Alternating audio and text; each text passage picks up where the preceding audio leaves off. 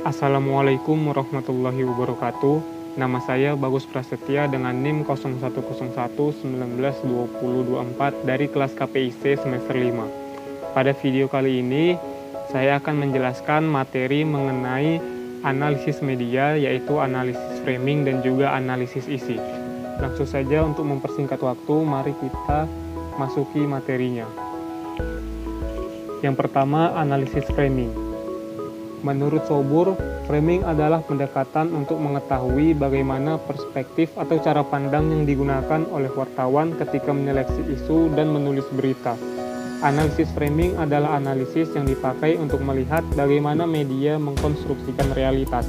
Analisis framing juga digunakan untuk melihat bagaimana peristiwa dipahami dan dibingkai oleh media. Pada dasarnya, analisis framing merupakan versi terbaru dari pendekatan analisis wacana, khususnya untuk menganalisis teks media.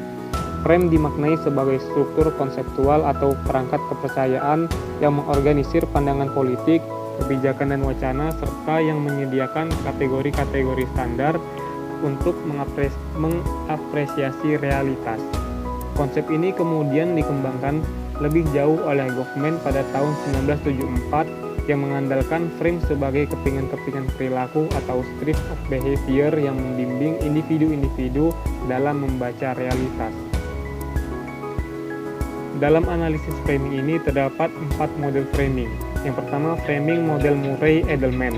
Edelman menjajarkan framing sebagai kategorisasi. Dalam pandangannya, kategorisasi merupakan abstraksi dan fungsi dari pikiran.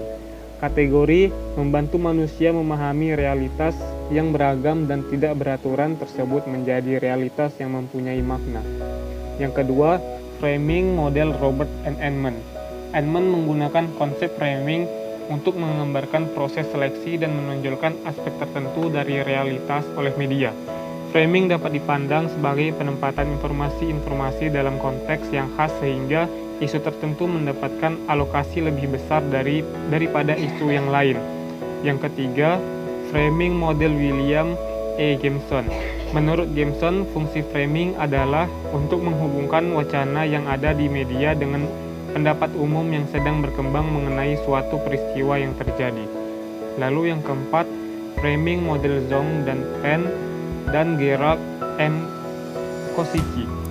Secara sederhana, analisis framing mencoba untuk membangun sebuah komunikasi bahasa, visual, dan perilaku dan menyampaikannya kepada pihak lain untuk menginterpretasikan dan mengklasifikasikan informasi baru. Dalam pendekatan ini, perangkat framing dibagi ke dalam 4 struktur besar, yaitu sintaksis, skrip, tematik, dan retorik. Sintaksis dalam wacana berita menunjuk pada pengertian susunan dari bagian berita headline, lead, latar, informasi, sumber, penutup dalam satu kesatuan teks berita secara keseluruhan. Lalu, skrip. Laporan berita sering disusun sebagai suatu cerita. Skrip adalah salah satu strategi wartawan dalam mengkonstruksi berita. Bagaimana suatu berita dipahami melalui cara tertentu dengan menyusun bagian-bagian dengan urutan tertentu. Yang ketiga, tematik. Tema yang dihadirkan atau dinyatakan secara tidak langsung atau kutipan sumber dihadirkan untuk menyebut struktur tematik dari berita. Struktur tematik dapat diamati dari bagaimana peristiwa itu diungkapkan atau dibuat oleh wartawan. Struktur tematik berhubungan dengan bagaimana fakta itu ditulis, bagaimana kalimat yang dipakai, bagaimana menempatkan dan menulis sumber ke dalam teks berita secara keseluruhan. Lalu yang terakhir ada retoris. Struktur retoris dari wacana berita menggambarkan pilihan gaya atau kata yang dipilih wartawan untuk menekankan arti yang diinginkan wartawan. Wartawan menggunakan perangkat retoris untuk membuat citra, meningkatkan kemenonjolan pada sisi tertentu dan meningkatkan gambaran yang diinginkan dari suatu berita. Struktur retoris dari wacana berita juga menunjukkan kecenderungan bahwa apa yang disampaikan tersebut adalah suatu kebenaran. Materi selanjutnya yaitu analisis isi. Analisis isi banyak dipakai untuk menggambarkan karakteristik dari suatu pesan. Dalam teori Holsti, analisis isi dipakai untuk menjawab pertanyaan what, to whom, dan how dari suatu proses komunikasi. Pernyataan Watt berkaitan dengan penggunaan analisis isi untuk menjawab pertanyaan mengenai apa isi dari suatu pesan. Pertanyaan to whom dipakai untuk menguji hipotesis mengenai isi pesan yang ditujukan kepada khalayak. Sementara pertanyaan how terutama berkaitan dengan penggunaan analisis isi untuk menggambarkan bentuk dan teknik-teknik pesan, misalnya teknik persuasi. Analisis isi merupakan salah satu metode utama dari ilmu komunikasi. Penelitian yang mempelajari isi media seperti surat kabar, radio, film, dan televisi menggunakan analisis isi.